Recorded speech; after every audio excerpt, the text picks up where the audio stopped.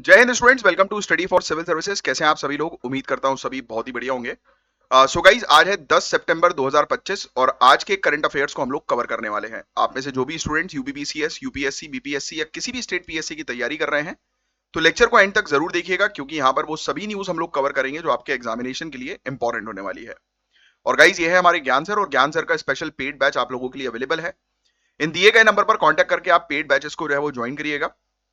हमारे पास आपके लिए है UPPCS, BPSC, UKPSC, RO ARO, BEO, UP triple SC exam और इवन हरियाणा, राजस्थान, छत्तीसगढ़ पीएससी के प्रॉपर कोर्सेज।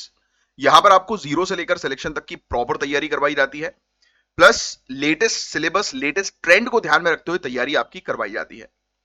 और यह है गाइज आज के पूरे टॉपिक्स, जिनको हम लोग एक एक करके कवर अप करने वाले हैं। आप अपने साथ पेन और पेपर लेकर बैठिएगा। जो भी टॉपिक्स मैं आपको समझा रहा हूं उसको आपको ध्यान से समझना है, मेरी हर एक बातों पर फोकस करना है, और जो चीज मैं आपको लिखवाऊंगा उसको आपको नोट डाउन करना है। ऑलराइट, तो आइए हम लोग एक एक करके पूरे टॉपिक्स को जो है वो कवर करना जो है वो शुरू करते हैं बिना समय वेस्ट किए। तो हम बात करेंगे बड़े ही इंपॉर्टेंट यूनिक ट्राइबल प्रैक्टिस के बारे में। इसका नाम है अपातानी टैटू। अपातानी टैटूज और नोज प्लग्स, जो अरुणाचल प्रदेश के जीरो वैली की महिलाओं से जुड़ी हुई हैं। लिख लो आप पहली चीज तो जीरो वैली। क्वेश्चन कभी कभी डायरेक्टली पूछा जा सकता है कि ये जीरो वैली जो है वो कहां की है, तो आप ध्यान में रखिएगा अरुणाचल प्रदेश में है जीरो वैली। और यहां पर हम लोग को देखने को मिलता है कि एक प्रैक्टिस है फेस में टैटू बनाने का और लकड़ी के नोज प्लग्स लगवाने का। एक टैटू है, जिसे नोज रिंग्स वगैरह होती है ना, उसकी जगह पर नोज प्लग्स लगवा लिए जाते हैं लकड़ी के, वो भी। इसकी एक बार आप फोटो देखेंगे ना, तो आपको बड़ा इंटरेस्टिंग सा जो है वो दृश्य नजर आएगा। तो इसकी फोटो एक बार जरूर देख लीजिएगा। आज आपके पास एक टास्क है कि मेरा लेक्चर कंप्लीट करने के बाद या फिर वीडियो को पॉज करो, फटाक से गूगल खोलो, इनकी फोटो देखो कि अरुणाचल प्रदेश की जीरो वैली की। ये आप लिख लेना, आपातानी वुमेन, आपातानी महिला, राइट, आपातानी महिला ऐसे लिख लेना। चेहरे पर टैटू और लकड़ी के नाक के प्लग इनमें हम लोग को देखने को मिलते हैं। इसी के बारे में हम बात करेंगे, है ना। थोड़ा सा आपको अपातानी ट्राइब के बारे में पता होना चाहिए। अरुणाचल प्रदेश की ट्राइब है, ये तो आपने लिख ही लिया है, अपातानी ट्राइब, है ना। इसका बैकग्राउंड आपको पता होना चाहिए। जिन्हें त्वान या आपातानी भी कहा जाता है, ये एक देसी कम्युनिटी है जो लोअर सुबनसिरी डिस्ट्रिक्ट में देखने को मिलती है, जीरो वैली में रहते हैं। तो अब बस सिंपल, बस ये इनका ये लिख लो कि इनको किस नाम से और जाना जाता है। ये चीज लिख लो, अरुणाचल प्रदेश की कम्युनिटी है, वहां की देसी कम्युनिटी, तो आपने लिख ही लिया है। ये वैली एक बाउल शेप्ड लैंडस्केप है ईस्टर्न हिमालयस में। यानी कि जो जीरो वैली जो आपको दिखाई दे रही है ना, ये इसका शेप कैसा है? बाउल शेप्ड है। ये भी चीज आप लिख सकते हो, कटोरे के शेप की तरह ये हम लोग को आकार, कटोरे के आकार का इसका परिदृश्य हम लोग को देखने को मिलता है जीरो वैली का। उसमें जीरो वैली जहां लिखा है उसमें एरो बनाकर ये भी चीज ऐड कर दो। ईस्टर्न हिमालयन रेंजेस में ये हम लोग को देखने को मिलती है। ऑब्वियस बात है, ईस्ट में है, नॉर्थ ईस्ट क्षेत्र में हमारे अरुणाचल प्रदेश वहां पर है। और आपातानीज अपनी unique cultural traditions, ecological knowledge और एक अलग आइडेंटिटी मार्कर के लिए जाने जाते हैं, जो उनके फेस पे ही दिखाई देता है। इनको देखकर ही आपको समझ में आ जाएगा कि आपातानी ट्राइब है। तो लिख लो बस गूगल पे आपातानी ट्राइब, ठीक है। तो ये फैक्ट्स बड़े इंपॉर्टेंट है, ध्यान में रखिएगा। अब इस प्रैक्टिस की शुरुआत जो है गाइस एक प्रोटेक्शन स्ट्रेटेजी के रूप में हुई थी। ये प्रैक्टिस कैसे ओरिजिनेट हुई थी? एक प्रोटेक्शन स्ट्रेटेजी, है ना। कॉन्फ्लिक्ट के समय पर हम लोग को देखने को मिला था, जब कॉन्फ्लिक्ट होते थे और महिलाओं को मतलब पड़ोसी ट्राइब्स द्वारा अगवा कर लिया जाता था, तब आपातानी में टैटूज और नोज प्लग इंट्रोड्यूस किए जाते थे। पता है, इस प्रकार का टॉपिक दोबारा से रिपीट हुआ, अगर जो रेगुलरली मेरे साथ फॉलो कर रहे हैं, सेशन सुन रहे हैं बहुत ध्यान से, तो शायद 1-1.5 महीने में भी ये टॉपिक एक और इसी टाइप का आया था, जिसमें हमने डिस्कस किया था कि महिलाएं जो है वो फेस पर टैटू जो बनवाती थी पहले के समय पे, जो आज की डेट में ट्रेडिशंस बन गए हैं, जो आज की डेट में उनके कल्चर बन गए हैं कुछ पर्टिकुलर कम्युनिटीज के, वो पता है एक समय पर वो श्राप था। याद आ रहा है ये वाला टॉपिक? किसी को याद आ रहा है तो प्लीज कमेंट बॉक्स पे जरूर बताना, इससे मुझे पता लगेगा कि आप एक्टिवली सुनते हो चीजों को। तो फेस पे टैटू बनाने का मतलब ये था कि वो थोड़ी सी बदसूरत दिखें, जिससे कि उनको लोग अगवा ना करें रेप के लिए। क्योंकि होता यही था कि सुंदर महिलाओं को जो है वो अगवा कर लिया जाता था और उनके साथ रेप किया जाता था पहले के समय पर। तो अब ये चीज बताई गई कि उन्होंने उस समय अपने फेस पर इंक लगाना शुरू किए, टैटूज लगाना शुरू किए, जिससे कि वो मतलब बदसूरत दिखें, उनका वो खूबसूरत ना दिखें, है ना। यस, याद आ रहा है कुछ? तो कहीं ना कहीं ये उस चीज से आप रिलेट कर पा रहे हो पुराने आर्टिकल से। यहां पर भी सेम चीज देखने को मिल रही है आपको। देखिए आप क्या लिखा है, क्या लिखा है कि एक प्रोटेक्शन स्ट्रेटेजी थी कि नेबरिंग ट्राइब्स जो है वो महिलाओं को जो अगवा करके उठा कर ले जाते थे, किडनैप करके ले जाते थे, तो ऐसा ना हो, वो उनको छोड़ दें। सिर्फ महिलाओं को आउटसाइडर्स के लिए कम अट्रैक्टिव बनाना। देखो लिखा है ना, women to make women appear less attractive to outsider. सोचिए कितने शर्म की बात है आज की डेट में। हालांकि चलो ये कल्चर बन गया है, बट उस समय महिला जानबूझकर जो है वो अपनी खूबसूरती छुपाती थी, जिससे कि उनके साथ कोई गलत कर्म ना हो जाए। लेकिन धीरे धीरे ये symbol of identity, dignity, cultural pride भी बन गया, है ना। तो सोचो आप, ये चीज पता है मेंस में आएगी, मैं आपको बता रहा हूं 99% चांसेस मुझे लग रहा है मेंस में आपको इस तरीके की चीज दें, क्योंकि जीएस पेपर में बहुत कम चीज होती है और सिविल सर्विसेज ऐसी चीजें ज्यादा इंटरेस्टेड रहती हैं उठाने में। अब इनके कल्चरल रीजन भी बड़े इंटरेस्टिंग है। पहले तो मैंने आपको ऑलरेडी बता ही दिया कि अपहरण से सुरक्षा इनकी हम लोग को देखने को मिलती थी। अब नेक्स्ट की अगर हम बात करें तो आइडेंटिटी एंड डिग्निटी। अरे यार एक लफड़ा हो गया, मेरे माइक का कवर गिर गया था, मुझे लगा दौलत खा गया। हाँ। तो मैं आपसे क्या बोल रहा था कि देखो पहले देखो अगवा होने से बचने के लिए, फिर दूसरा उनकी आइडेंटिटी बन गई, उनकी पहचान बन गई भैया, है ना, उनके लिए गर्व की बात हो गई है।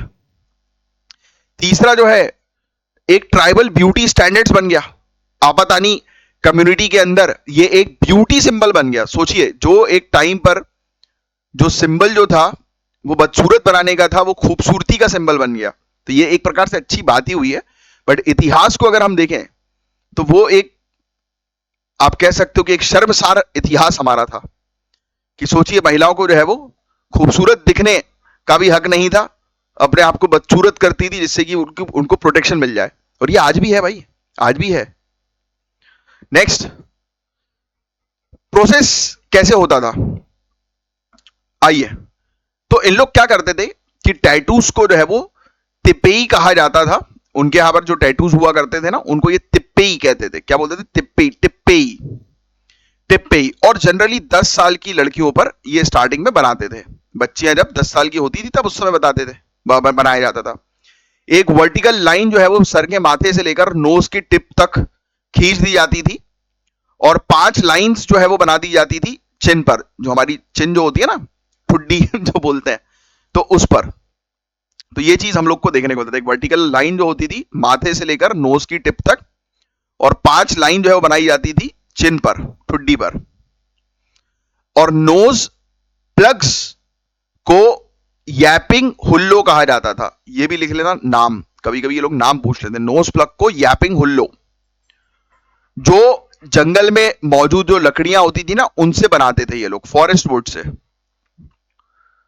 और ये प्रोसेस बुजुर्ग महिलाएं करती थी ताकि ट्रेडिशन नेक्स्ट जनरेशन तक जो है वो जा सके। तो ये रोल था बुजुर्ग महिलाओं का, ये पूरी प्रोसेस करने में बुजुर्ग महिलाओं का रोल था। कम्युनिटी पर्सपेक्टिव भी इंपॉर्टेंट है गाइस। टैटूड और प्लग्ड वुमेन को ऑनरेबल माना जाता था कि हाँ भाई जिसने टैटू कराया है वो बिल्कुल जानी मानी है, मतलब ऑनरेबल है, उनकी रिस्पेक्ट करनी है, राइट, उस टाइप से। उन्हें कस्टोडियंस ऑफ ट्रेडिशंस और प्रोटेक्टर ऑफ फैमिली डिग्निटी माना जाता था कि ये परिवार के ऐसे सदस्य हैं जिसने परिवार का मान रख लिया, है ना। ये चीज हो गई बाद में आगे चल के। फिर इसका डिक्लाइन क्यों हुआ, क्यों ये प्रैक्टिस जो है वो कम होना शुरू हो गई? तो 1970s के अर्ली पीरियड में गवर्नमेंट ने इस प्रैक्टिस पर बैन लगा दिया था। 1970s में सरकार ने बैन लगा दिया इस ट्रेडिशन पर, क्योंकि मॉडर्न सोसाइटी में इससे स्टिग्मा जोड़ा गया और एम्प्लॉयमेंट अपॉर्चुनिटीज भी अफेक्ट हो रही थी कि जिसके पास टैटू है उसको जॉब्स नहीं देंगे। बहुत सारी इश्यूज होना शुरू हो गए थे, राइट। लोग डर भी रहे थे, राइट, जो बाहर जो दूसरी कम्युनिटी का है। भाई अब सोचो, एक एक ट्राइबल ग्रुप, आज की डेट में आप जैसे नॉर्मल शहर में रह रहे हो, अचानक से एक ट्राइबल व्यक्ति आपके सामने अगर एकदम खड़ा हो जाए तो आप डर जाओगे, मैं आपको जेन्युइनली बोल रहा हूं, डर जाओगे। उनकी जो लाइफस्टाइल होती है, उनकी जो बॉडी होती है, उनके जो शरीर पर जो वो टैटू वगैरह बनाते हैं, जिस प्रकार से डेकोरेशन करते हैं, उन सब चीजों को देखकर आप डर जाओगे भैया। समझ रहे हो? सही बोल रहा हूं, गलत बोल रहा हूं? तो इसलिए लोग सोच रहे थे कि ये नॉर्मल पर्सन की तरह जो है वो रहे, तो इसलिए सरकार ने बोला कि इंप्लॉयमेंट अपॉर्चुनिटी के लिए बैन लगा दो।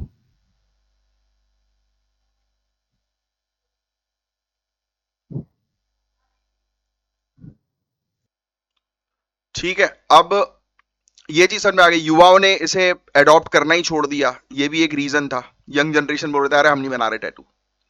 और आज सिर्फ बुजुर्ग महिला ही इस कल्चरल हेरिटेज को जो है वो कैरी कर रही हैं, क्योंकि आजकल मॉडर्न लोग जो है वो थोड़े से ज्यादा मॉडर्न हो गए ना। ठीक है, तो ये प्रैक्टिस हमें दिखाती है कि मॉडर्नाइजेशन के प्रेशर के बावजूद ट्राइबल आइडेंटिटी कितनी रेजिलियंट होती है। ये एक लिविंग टेस्टिमनी है आपातानी वर्ल्ड व्यू की, जो ऑनर, डिग्निटी और सेल्फ प्रिजर्वेशन पर बेस्ड है। यस। अब गाइस देखिए, ये जो टॉपिक है बड़ा ही इंपॉर्टेंट टॉपिक है, बहुत ध्यान से इस टॉपिक को समझिएगा। सबसे पहले तो टाइटल में जो है वो आप डाल ही दो, लिखो हजरत बल एम्बलम कंट्रोवर्सी। हजरत बल एम्बलम कंट्रोवर्सी पहला पॉइंट। उसके नीचे लिख लो जम्मू कश्मीर। तो जम्मू एंड कश्मीर में है हजरत बल श्राइन। हजरत बल बेसिकली एक मस्जिद है गाइस, या दरगाह आप कह सकते हो, और ये श्रीनगर में है। कहां पर है? श्रीनगर में। तो श्रीनगर के हजरत बल दरगाह में रेनोवेशन के दौरान एक पट्टिका इंस्टॉल की गई थी जिसमें नेशनल एम्बलम गड़ा हुआ था। पहला पॉइंट। अभी इसमें रेनोवेशन का काम चल रहा था, जिसमें हमने एक पट्टिका लगाई, एक पट्टी नहीं होती फर्शी, उसमें नेशनल एम्बलम जो है हमारा वो एनग्रेव्ड था, गड़ा हुआ था। पता है हुआ क्या? मस्जिद में एक नमाज हुई और उसके बाद हमें देखने को मिला कि सामूहिक नमाज के तुरंत बाद उस पट्टिका को तोड़ दिया गया जिसमें नेशनल एम्बलम एनग्रेव था। पुलिस आई, पुलिस ने कार्रवाई की, लगभग 50 लोगों को हिरासत में ले लिया। तो ये इतना बड़ा मुद्दा है जिसके बारे में शॉकिंग बात यह है कि लोगों को पता ही नहीं है। अब आगे की बात करें हजरत बल मस्जिद के बारे में थोड़ी सी। तो हजरत बल मस्जिद गाइस श्रीनगर का सबसे जाना माना प्रतिष्ठित रिलीजियस साइट है, जिसका मुस्लिम कम्युनिटी के लिए बहुत ही डीप स्पिरिचुअल इंपॉर्टेंस है। जब होता यह है कि वक्फ बोर्ड ने नेशनल एम्बलम वाली पट्टिका लगाई, तो काफी सारे जो पूजा करने वाले लोग आए थे, है ना, नमाज पढ़ने के लिए जो लोग आए थे, उन्होंने बोला कि यार ये गलत है। और ये इंसिडेंट जल्दी ही एक पॉलिटिकल मुद्दा बन गया, जहां आरोप लगे कि ये तो रिलीजियस सेंसिटी वॉयलेट हुई है इसमें, या फिर ये स्टेट सिंबल का मिसयूज कर रहा है ये घटना। तो दोनों में से एक चीज हुई है, अलग अलग पक्ष में लोगों ने अलग अलग बात करी। बट देखो, मैं आपको एक बात बहुत क्लियरली बता दूं, आप आने वाले समय के अधिकारी हैं, आप लोग हमेशा एक चीज जो है वो ध्यान रखिए, जब भी रिलीजन से रिलेटेड टॉपिक कोई आते हैं तो आपको अपनी राय नहीं देनी है। रिलीजन का जो टॉपिक होता है वो काफी सेंसिटिव टॉपिक होता है। इसमें हमेशा सिर्फ law and order, rules regulations और कॉन्स्टिट्यूशन को सामने रख दो। जब रिलीजन की बात आ रही है, law and order, rules and regulation, supreme court के जजमेंट्स, कॉन्स्टिट्यूशन, सिर्फ इसकी आप बात करोगे, उसके अलावा कोई अपना अलग से दिमाग नहीं लगाओगे, अपना ओपिनियन नहीं दोगे। सॉरी, समझे? ये बहुत इंपॉर्टेंट चीज मैंने आपको बताई है, हमेशा याद रखना। इवन नॉर्मली भी आप किसी से बात कर रहे हो, रिलीजन का मुद्दा है, तो हाथ जोड़ लो, एक ही चीज बोलो, भाई सबकी अपनी धार्मिक आस्था होती है, सबको जिसको जैसा मानना है वैसा माने, और बट किसी का नुकसान ना हो, बस हाथ जोड़ लो, बात खत्म। उस रिलीजन में ये नहीं होना चाहिए, वैसा नहीं होना चाहिए, ऐसा नहीं होना चाहिए, ये सब कॉमन मैन की चीजें हैं, ये आपको इसमें झंझट में नहीं पड़ना है।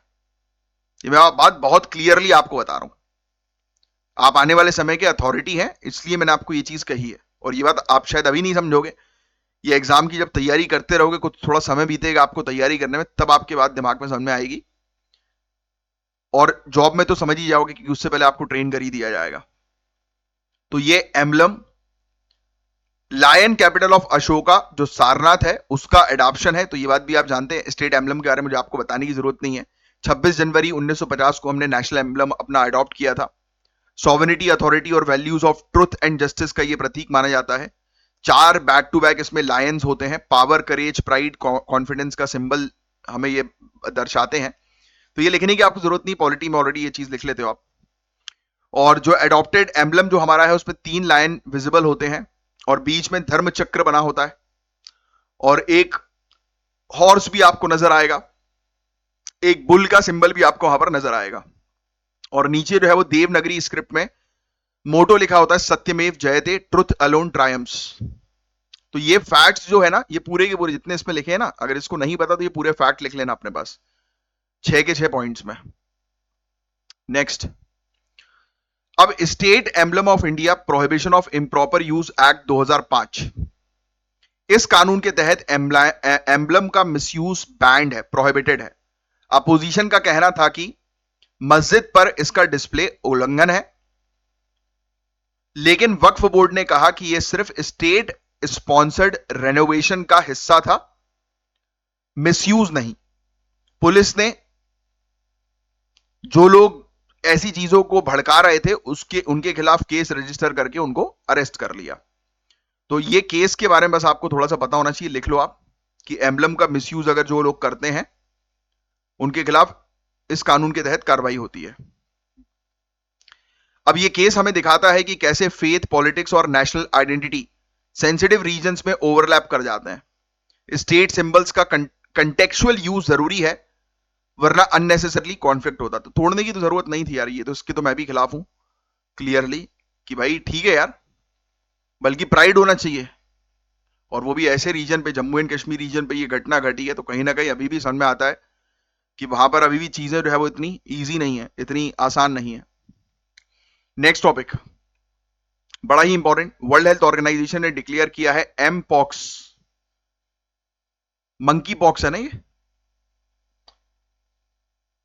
इसका आउटब्रेक अब एक public health emergency of international concern नहीं रहा है। लिख लेना भैया, वर्ल्ड हेल्थ ऑर्गेनाइजेशन ने कहा एम पॉक्स जो फैलता है वो आज की डेट में अब public health emergency of international concern नहीं है, अब चिंता का विषय नहीं है। लिख लेना, यह डिसीजन तब लिया गया जब कॉन्गो, बुरुंडी, सेरा लियोन और युगांडा, यहां पर केसेस और डेथ में गिरावट देखने को मिली, क्योंकि इन क्षेत्रों पे एमपॉक्स की घटनाएं थी। लेकिन अफ्रीका के अंदर जो कॉन्गो है, सॉरी सीडीसी जो हम लोग को जो है वो देखने को मिलती है, यहां पर अभी भी इसे continental health emergency centre for disease control and prevention, Africa का सीडीसी है ये, है ना। ये जो है इन्होंने अभी भी अफ्रीका के अंदर इसको एक हेल्थ इमरजेंसी माना है, यानी कि अफ्रीका में अभी भी ये हेल्थ इमरजेंसी है, कॉन्टिनेंटल पब्लिक हेल्थ इमरजेंसी। तो याद रखना, वर्ल्ड हेल्थ ऑर्गेनाइजेशन कह रही है कि एमपॉक्स से अब घबराने की जरूरत नहीं, बट अभी भी अफ्रीका ने इसको, अफ्रीका सीडीसी ने इसको माना है कि नहीं भाई, हमारे कॉन्टिनेंट में अभी भी ये एक चिंता का विषय है, ठीक है। क्योंकि घना, लाइबेरिया, केनिया, जाम्बिया, तंजानिया में इसके केसेस जो है वो बड़े हैं। वर्ल्ड हेल्थ ऑर्गेनाइजेशन ने क्लियर किया कि इमरजेंसी खत्म करना इसका मतलब नहीं है कि खतरा जो है वो गायब हो गया है, फ्लेयर अप्स अभी भी हो सकते हैं, है ना। तो ये चीज भी एंड में कही है WHO ने। अब आपको बता दें, एमपॉक्स की बेसिक चीज है, मंकी पॉक्स इसको कहते हैं। यस, ये वायरल ज़ूनोटिक डिजीज है। पहला पॉइंट, किस वायरस के कारण होती है, लिख लेना भैया, monkeypox virus, as simple as that. ये ऑर्थोपॉक्स वायरस जीनस का मेंबर है, ये भी लिख लेना आप, जिसमें smallpox, variola, cowpox और वैक्सीनिया भी आते हैं, ठीक है। ये सब भी इसमें इंक्लूडेड हम लोग को देखने को मिलते हैं, पॉक्स वीरिडे फैमिली के। ये पूरी चीज लिख लेना आप। सबसे पहले ह्यूमन केस 1970 में DRC, democratic Republic of Congo में हुआ, रिकॉर्ड हुआ। अब नेचुरल रिजर्वायर क्लियर नहीं है इसका कि कहां से आ रहे हैं, लेकिन कहा जाता है कि चूहों से और बंदरों को जो है वो इसका कैरियर माना जाता है, इसलिए इसका नाम भी एमपॉक्स रख दिया गया। एनिमल टू ह्यूमन ट्रांसमिशन होता है, एनिमल ने काट दिया या नाखून मार दिए या हंट कर दिया, इनफैक्ट मीट खाने से भी होता है। है ना, इन्फेक्टेड मीट खाने से भी ये फैल सकता है। स्किन टू स्किन या सेक्सुअल कांटेक्ट से ये फैल सकता है। रेस्पिरेटरी ड्रॉपलेट से फैल सकता है, यानी कि जो होती है ना लार वगैरह किसी की गिर गई तो उसमें भी लंबे समय से कांटेक्ट में रहने से हो सकता है। कंटामिनेटेड आइटम जैसे किसी के कपड़े शेयर कर लिए, नीडल्स से तो होता ही ऑब्वियसली। मदर टू चाइल्ड भी हो सकता है प्रेगनेंसी के दौरान। तो ये सब इसमें ये हम लोग को देखने को मिलते हैं कि इसके किस तरीके से ये फैल सकता है ना। तो ये कुछ फैक्ट्स भी थोड़ा सा ध्यान में रखिएगा, ये लिखे हुए हैं मोड्स ऑफ ट्रांसमिशन। अब हाँ, 5 से 21 दिन का इसका इंक्यूबेशन पीरियड होता है भैया। मतलब इस दौरान जो है ये बॉडी के अंदर असर दिखाना शुरू करता है, जिसमें अर्ली सिम्टम्स में फीवर आना होता है।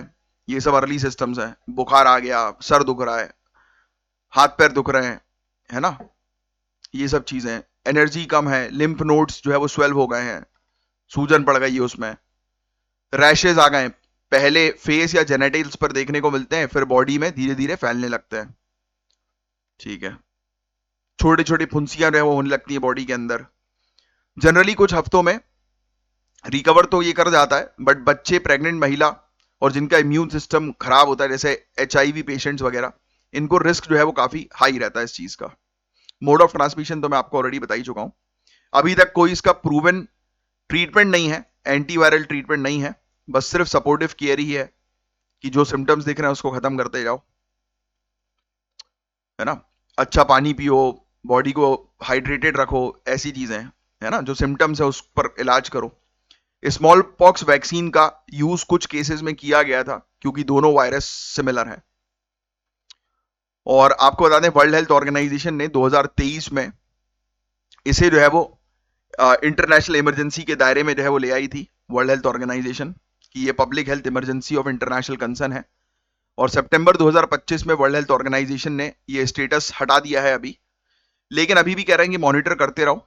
और अफ्रीका CDC ने अभी इसे कॉन्टिनेंटल इमरजेंसी में रखा ही है, जैसे मैं आपको ऑलरेडी बता ही चुका हूं। तो ये बता रहा है कि ग्लोबल लेवल पर काफी सारी ऐसे वायरसेस जो है वो ठीक होते जा रहे हैं। तो ये एक अच्छा आप कह सकते हो कि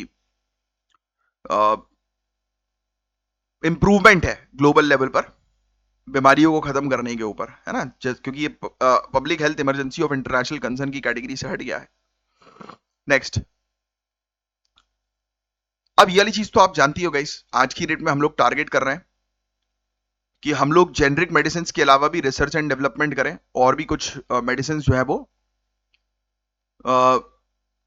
डेवलप करें इनोवेशन के थ्रू, रिसर्च के थ्रू। बट है ना, तो हम जेनरिक मेडिसिन के मामले में तो एज अ हब के तौर पर हम काम करते हैं, मैं तो आप जानते ही हो। हमारी जेनरिक मेडिसिन पूरे दुनिया भर में जो है वो हम एक्सपोर्ट करते हैं।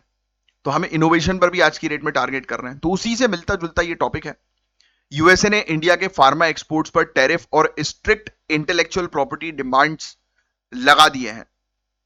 मतलब कुल मिलाकर यूएसए के अंदर हमारी जेनरिक मेडिसिन महंगी हो जाएंगी। इंडिया की जेनरिक मेडिसिन जो यूएसए का सबसे बड़ा एक्सपोर्ट मार्केट है, उनके लिए खतरा है ये। आज की डेट में यूएस इंडिया के फार्मा एक्सपोर्ट का 31.35% एब्जॉर्ब करता है, लिख लेना। हम जितनी भी दवाइयां पूरे दुनिया भर में भेजते हैं जेनरिक मेडिसिन, उसमें से 30-31% स्पेसिफिकली 31.35% यूएसए को जाती हैं। और अपनी लगभग आधी जेनरिक मेडिसिन इंडिया से इंपोर्ट करता है यूएसए। सोचिए आप, आधी मेडिसिन लगभग इंडिया से इंपोर्ट करा रहा है यूएसए। अब इन मेडिसिन के ऊपर टैरिफ लग जाएगा तो ये मेडिसिन हो जाएंगी महंगी। सिर्फ 2022 में ही इंडियन जेनरिक्स ने यूएस हेल्थ केयर सिस्टम को $219 बिलियन बचाए थे।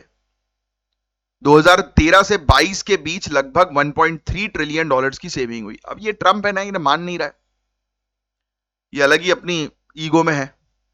इंडिया को फार्मेसी ऑफ द वर्ल्ड जो है वो कहा जाता है क्योंकि हम 200 से ज्यादा कंट्रीज को जेनरिक मेडिसिन एक्सपोर्ट करते हैं। वेरी इंपॉर्टेंट पॉइंट, मेंस में लिख सकते हो आप, pharmacy of the world. Global generics market 2030 तक $614 बिलियन तक पहुंचने का एस्टीमेट भी है।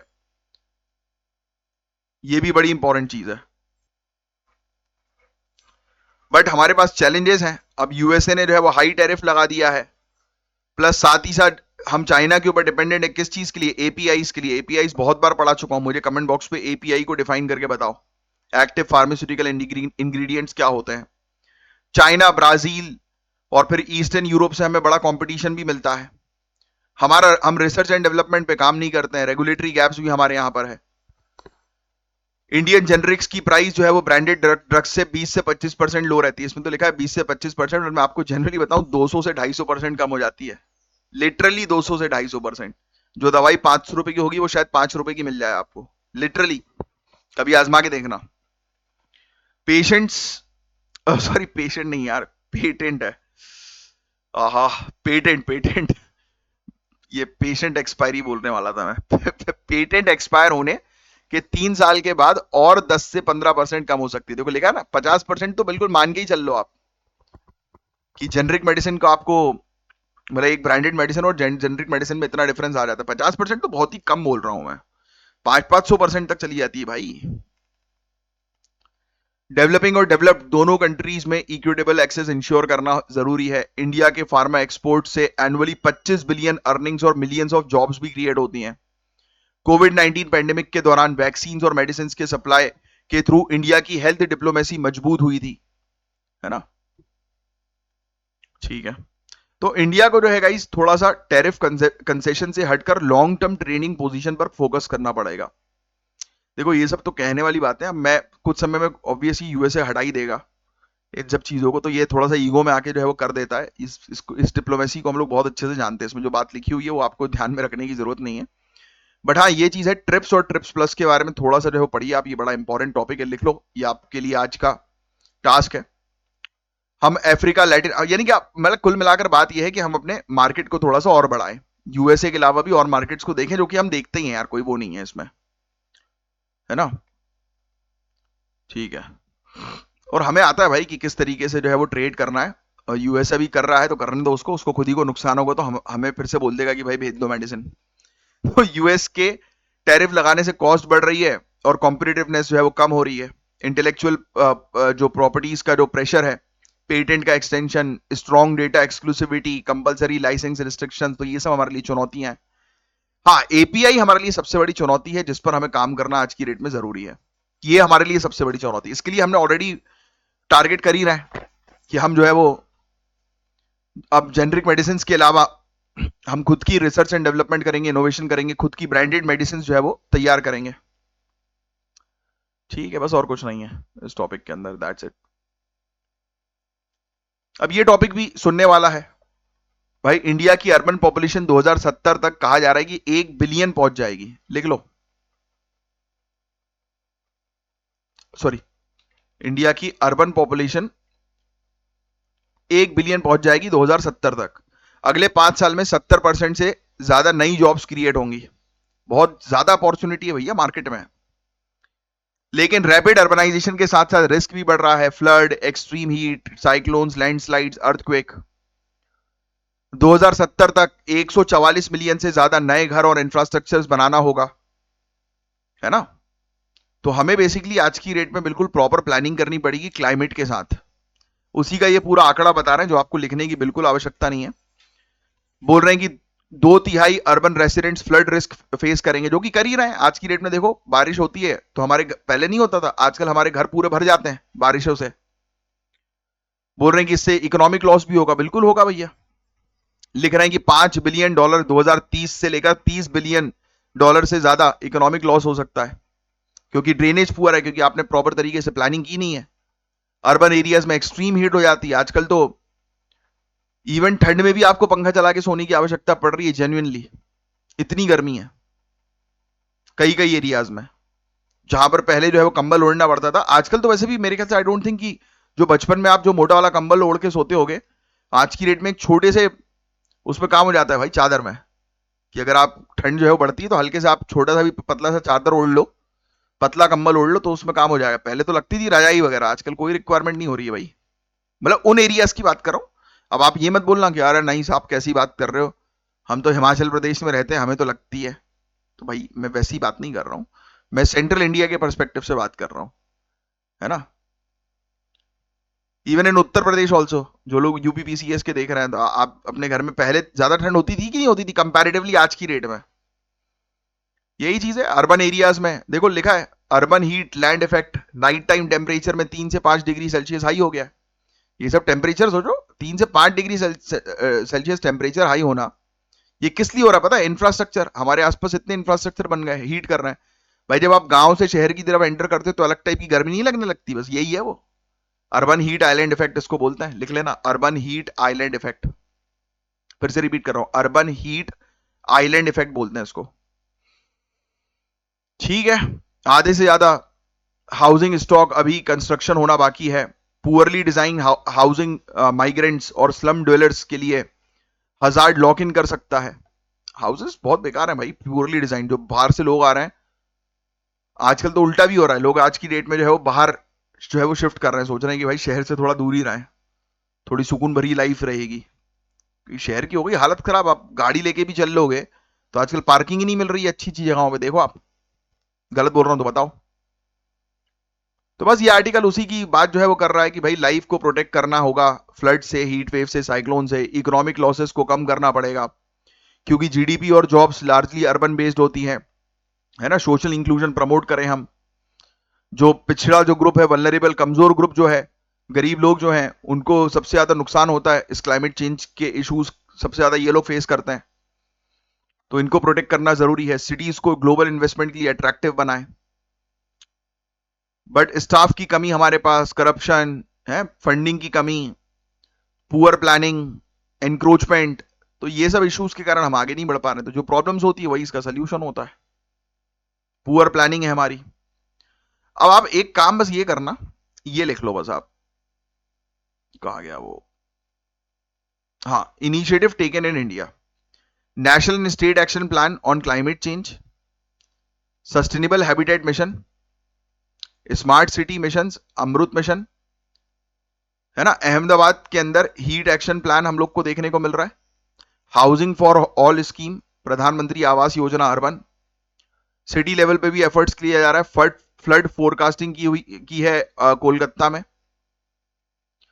तूफान के मैनेजमेंट चेन्नई के अंदर देखने को मिल रही है, कुछ रीजनल लेवल पर, सिटी लेवल पर इनोवेशंस है। तो ये सब चीजें हम आज की डेट में कर रहे हैं कि भाई जिससे कि प्रॉपर प्लानिंग करें और हीट के स्ट्रेस को और जो डिजास्टर जो हो रहा है ना आज की डेट में सिटीज में, उसको कम करें। तो बस ये अर्बन प्लानिंग करना है, फ्लड मैनेजमेंट करना है, हीट रेजिलियंट बनाना है पूरे सिस्टम को। वो कैसे होगा? ग्रीन बिल्डिंग्स के थ्रू होगा, है ना, सस्टेनेबल काम करके होगा। ट्रांसपोर्ट सिस्टम को और बेहतर बनाएं, म्युनिसिपल सर्विसेज और अपग्रेड करें हम लोग, है ना। तो बस यही सब चीजें हैं। फाइनेंस के लिए जो है प्राइवेट पब्लिक प्राइवेट पार्टनरशिप पर काम करें, क्लाइमेट फंड्स को इकट्ठा करने पर टारगेट करें इंटरनेशनल लेवल पर भी। तो ये चीजें हैं बस। कोविन पोर्टल, चलिए बताइए, कोविड के समय पर बड़ा पड़ा होगा आपने इस टॉपिक को, ट्राई करो तीनों स्टेटमेंट में से कौन सा स्टेटमेंट करेक्ट है। तो जनवरी 2021 में कोविन लॉन्च हुई थी, किसके द्वारा? Union ministry of health and family welfare के द्वारा। भाई आईटी मीटी थोड़ा ना करेगी भाई कोविन को लॉन्च, हेल्थ केयर वो होगा। तो पहला स्टेटमेंट गलत ही है, दूसरा स्टेटमेंट बिल्कुल सही है इसका। इसके अंदर 5 मॉड्यूल्स हम लोग को देखने को मिलते हैं, लिख लो भैया, CoWIN portal website, CoWIN app भी थी ना मेरे ख्याल से, कोविन, ठीक है। ये पोर्टल जो है उसको आरोग्य सेतु, उमंग, डिजी लॉकर्स के साथ इंटीग्रेट किया गया है, तो वहीं से तो सर्टिफिकेशन मिलता था कोविन एप्लीकेशन के थ्रू। नेक्स्ट, नीलगिरी चाय, जीआई टैग है इसका 2008 से, तमिलनाडु के नीलगिरी क्षेत्र में जो है वो उगती है ये, बिल्कुल सही। और कुछ एरियाज केरल और कर्नाटक का वहां पर, क्योंकि नीलगिरी हिल्स तीनों स्टेट को कवर करती है ना, ठीक है। नीलगिरी टी जो है 32 बार जो है वो प्लग की जाती है, तोड़ी जाती है 32 बार भाई। नीलगिरी टी जो है उसको मल्टीपल टाइम जो है वो हर साल 32 बार आप मान के चलो उसको जो है वो तोड़ा जा सकता है। लिखा है कि नीलगिरी टी जो है वो सिर्फ एक ही बार एक साल में उगती है, नहीं भाई 32 बार। फर्स्ट फ्लश सीजन जो लिखा हुआ है ये 32 बार, क्योंकि फ्रॉस्ट टी होती है ये, उसका यूनिक फ्रॉस्ट टी होती है। और ये एक मेंस का क्वेश्चन, ट्राई करना है इस क्वेश्चन का आंसर देने की। और ये है ज्ञान सर का पेड बैच ज्वाइन करिए इन दिए गए नंबर पर कांटेक्ट करके। बस आज के लिए इतना ही था गाइस, मैं मिलूंगा अब आपसे नेक्स्ट लेक्चर में, तब तक लिए bye bye, take care, have a great day ahead, जय हिंद, जय श्री महाकाल। सो गाइज, आपको याद आ रहा हो कि मैंने कल वाले लेक्चर में 2 टॉपिक्स जो थे वो आपके वो करवाए थे कि मैं बाद में जो है वो इसको करवाऊंगा। तो आइए आज हम लोग जो है वो इस टॉपिक को भी कवर कर लेते हैं। ये आपके 9th ऑफ सितंबर 2025 के टॉपिक्स हैं, जिनको हम लोग जो है वो कवर करेंगे। तो इनमें से आपका एक टॉपिक जो था, ये दो टॉपिक छूट गए, टॉपिक नंबर 5 और टॉपिक नंबर 6, है ना। तो देखो ग्रीन हाइड्रोजन के बारे में आपको ऑलरेडी पता ही है। इस टॉपिक को मैं पहले भी आपके कई बार जो है वो कवर अप करा चुका हूं, ग्रीन हाइड्रोजन के टॉपिक को। यस, तो क्या होता है आप मुझे कमेंट बॉक्स पे लिखकर बताएं, ग्रीन हाइड्रोजन बनता कैसे है। तो इसी के बारे में हम बात करेंगे। इंडिया का पहला port based green hydrogen pilot project, लिख लो, इंडिया का पहला port based green hydrogen pilot project. और कहां पर, वीओ चिदम्बरम पोर्ट, तमिलनाडु। कभी कभी ये पोर्ट का नाम पूछ सकते हैं आपसे कि ये फलाना पोर्ट का नाम क्या है बताइए, तो ये चीज भी जो है वो थोड़ी सी ध्यान में रखिएगा। वीओ चिदम्बरम, चिदम्बरम, चिदम्बरनर, चिदम्बरनर है ये, चिदम्बरनर, चिदम्बरनार, है ना। वीओसी तमिलनाडु में है ये पोर्ट। कभी कभी क्वेश्चन पूछ सकते हैं कि वीओसी पोर्ट कहां पर है, तमिलनाडु। यहां पर इन्होंने पहला port based green hydrogen pilot project शुरू किया, और ये इंडिया की क्लीन एनर्जी ट्रांजिशन का एक अचीवमेंट है। हुआ क्या है कि union minister of port, shipping and waterways ने प्रोजेक्ट का उद्घाटन किया। इसके साथ वीओसी पोर्ट इंडिया का पहला पोर्ट बन गया है ग्रीन हाइड्रोजन प्रोड्यूस जो करेगा, यानी कि इस बंदरगाह में ग्रीन हाइड्रोजन प्रोड्यूस होगा। साथ ही एक ग्रीन मेथनॉल बंकरिंग और रिफ्यूलिंग कैपेसिटी भी या फैसिलिटी भी जो है वो लेकर आ रहे हैं। Green methanol bunkering and refuelling facility, जो 400 kilowatt roof top solar power plant भी यहां पर देखने को नजर आएगा, और एक 6 मेगावाट का विंड फार्म भी नजर आएगा। तो बहुत बढ़िया पायलट प्रोजेक्ट कर रहे हैं, यानी कि पूरे के पूरे बंदरगाह को रेन्यूएबल एनर्जी प्रोड्यूस करने का एक सेंटर बना दे रहे हैं ये, है ना।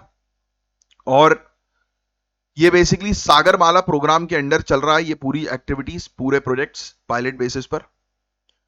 इस प्रोजेक्ट की कॉस्ट जो है वो 3.87 करोड़ रुपए बताई जा रही है। अब देखो इसकी हाइड्रोजन जनरेट करने की कैपेसिटी जो है ना 10 एनएम क्यूब पर आवर की है। एनएम जो है मेरे ख्याल से गाइस, एनएम जो होता है वो cubic metre, normal cubic metre होता है। एक बार उसको प्लीज चेक कर लेना आप लोग।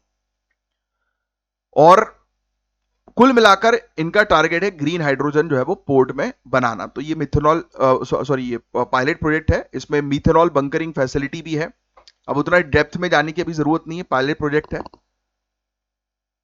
फिर एडिशनल रिन्यूएबल एनर्जी भी इन्होंने लेकर आए हैं, यानी कि अब सोलर एनर्जी भी यहां पर जनरेट करेंगे।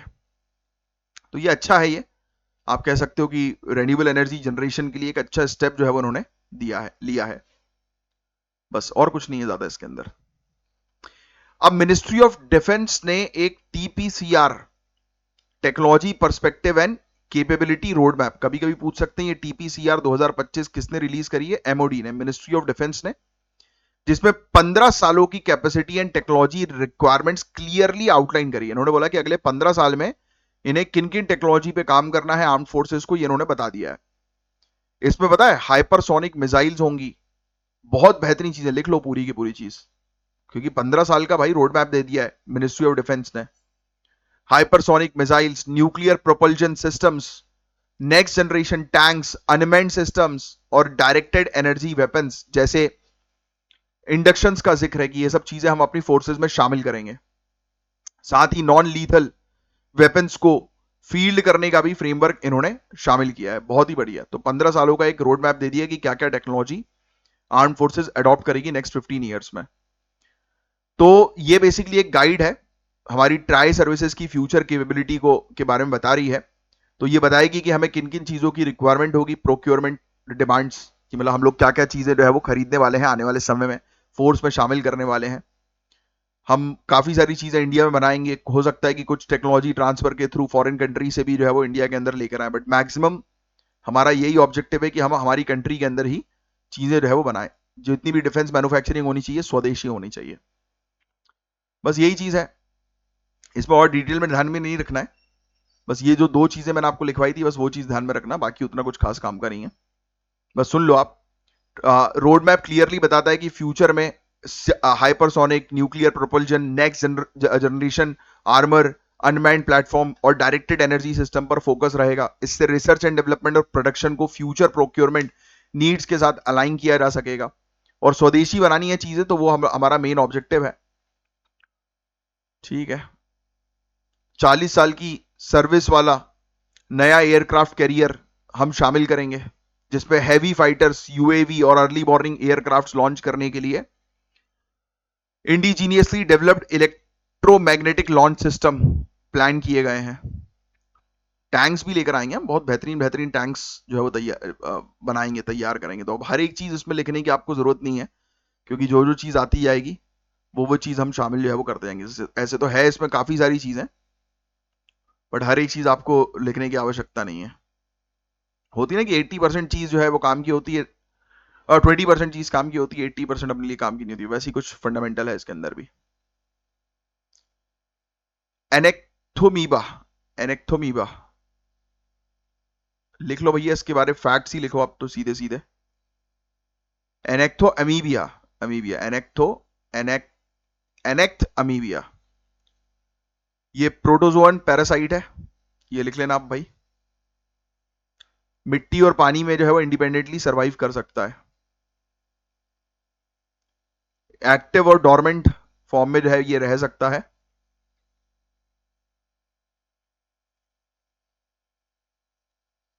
ये वाली चीज उनको डिटेल में जो है वो देनी चाहिए थी आज। चलो आप एक काम करना, इसके बारे में जो है आप थोड़ा सा पढ़ना, आप इस पैरासाइट के बारे में, है ना, ये आपका एक टास्क है। फिर उसके बाद ये क्वेश्चन जो है वो ट्राई करने की कोशिश करना, क्योंकि इसमें उतनी प्रॉपर डिटेल्स जो है वो अवेलेबल नहीं है। Rajasthan coaching centre control and regulation bill एक सामने आया है। बताया जा रहा है कि सिर्फ कोचिंग सेंटर्स जहां पर 100 से ज्यादा बच्चे हैं, तो वो उनको रजिस्टर जो है वो करना पड़ेगा, उनका रजिस्ट्रेशन करवाया जाएगा। बिल रेस्ट्रिक्ट कर रहा है कोचिंग को कि 5 घंटे ही, एक दिन में 5 घंटे ही कोचिंग जो है वो करवाई जाए, और वीकली हॉलीडेज भी दिया जाए, है ना। फॉल्स प्रोमिसेस जो है, रैंक्स की, मार्क्स की जो है वो बैन कर दी गई है, कि भाई हमसे पढ़ोगे तो इतनी रैंक तो कंफर्म है, ऐसी चीजें जो प्रोमिसेस होती हैं वो बैंड हो गई हैं। और अगर कोई उल्लंघन करता है तो 50,000 और 2 लाख के बीच में जुर्माना उसको देना पड़ेगा। इवन उसका कोचिंग का लाइसेंस कैंसिल हो सकता है अगर वो रिपीटेडली ऑफेंड करते हैं तो। और चल ही रहा है, इस माफिया इंडस्ट्री में बहुत दिक्कतें हो रही है, स्टूडेंट्स कंफ्यूज होते हैं बेचारे। और ये है ज्ञान सर, ज्ञान सर का स्पेशल पेड बैच जरूर ज्वाइन करिए दिए गए नंबर पर कांटेक्ट करके। चलिए, बस ये जो पेंडिंग चीज थी वो मैंने आपकी जो है वो कवर करा दी आज ही। और आज थोड़ा लेक्चर आपके पास जो है वो लेट आया होगा, क्योंकि कुछ टेक्निकल ग्लिचेस जो है वो आए थे मेरे पास, और उसके कारण से लेक्चर जो है वो टाइम पर अपलोड नहीं हो पाया। चलिए, जय हिंद, जय श्री महाकाल।